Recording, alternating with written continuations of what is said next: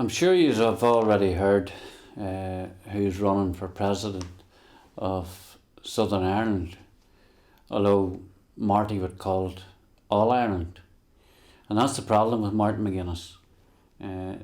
He's only interested in this post so that he can try and promote an All Ireland agenda. Machine Gun Martin, who left the IRA in 1974, who was on the Army Council in the 80s, according to all the security forces, both north and south. Now, okay, maybe they brought him in on a part-time basis.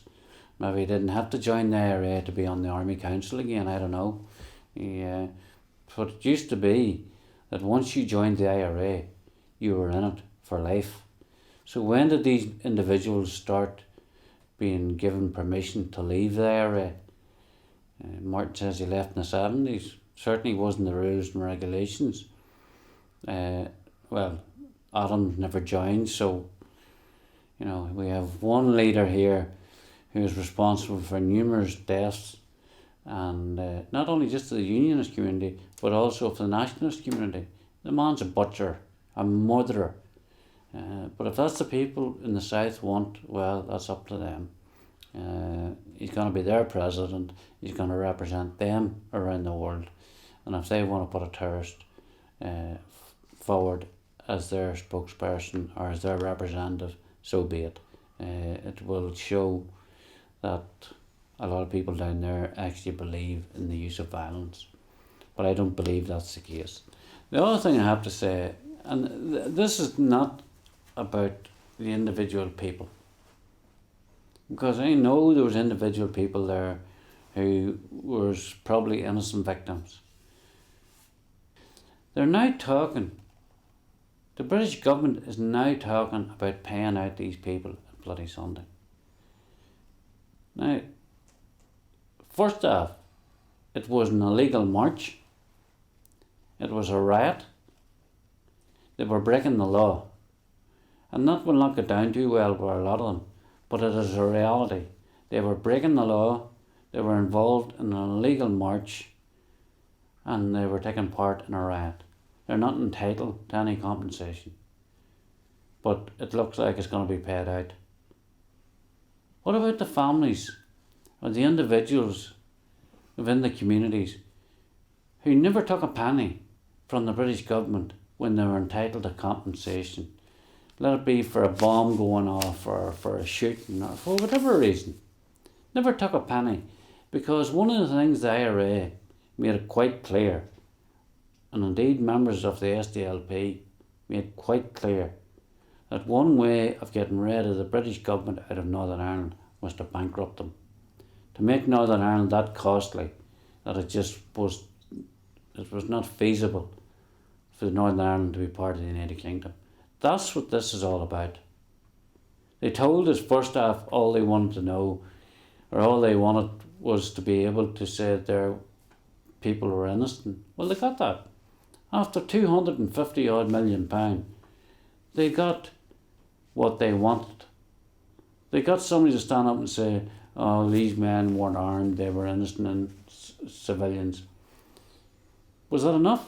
No. They now tell us they want compensation. The Madden Finucane organisation is leading that campaign, surprisingly enough. Madden and Finucane. Now, what will they want when they get compensation? What will they be looking for next? Some of them already are calling for the soldiers to be prosecuted. Well, let's say this. Them soldiers wouldn't have been there that day if there hadn't have been an illegal parade. If there hadn't have been rioting, them soldiers would not have opened fire. And the patter bombs and the bricks and the stones that you see coming at the soldiers is coming from the crowds on the streets. They were not coming out of thin air. They were coming from that crowd.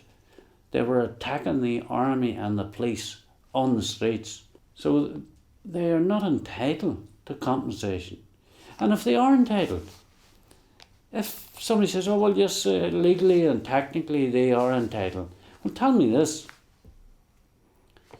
The Irish government give 500 weapons to the IRA in Donegal. That's official. They trained them in Donegal. Is our community entitled to compensation from the Irish government? Is anybody asking? Well, we're now asking, because what is good for the goose is good for the gander.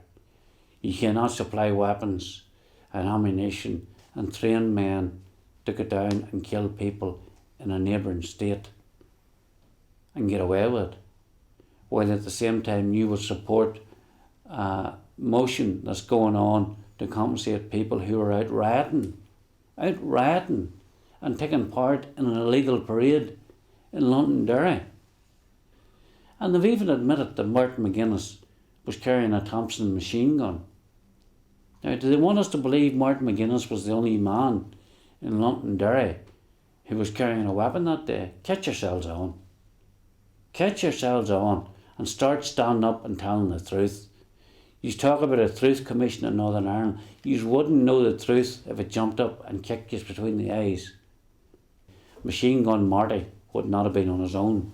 Machine Gun Martin would have had friends who would also have been carrying weapons that day. Probably some of the same weapons that were given to them by the Irish government. So if you're going to compensate the people on Bloody Sunday for taking part in an illegal parade and for being involved in rioting, is the Irish government going to do the same for the people along the border who they let be butchered and murdered at the hands of the IRA? You can't have it one way. We either talk about moving on and be genuine about it, dealing with the people who need the help, or we continue to use this as a political football, where the IRA and the Republican community use it to battle the British government and the Unionist people. Is the Irish government going to compensate us for what them men did to the border community in South Armagh? In the words of Sean McCallum, the leader of the IRA in the South for a number of years, it was ethnic cleansing they were carrying out on the northern side of the border against the Protestant community, and he couldn't stomach that. He did not join the IRA for that.